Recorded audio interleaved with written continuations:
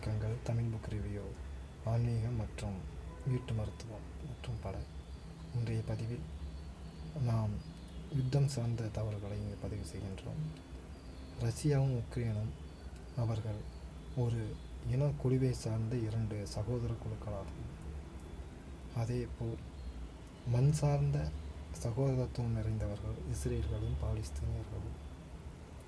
வேண்டாம் என்று வெளியே சென்றவர்கள் திரும்பவும் அந்த மண்ணில் வந்து வாழ நினைக்கின்றார்கள், இஸ்ரேலில் வாழ்கின்றார்கள்.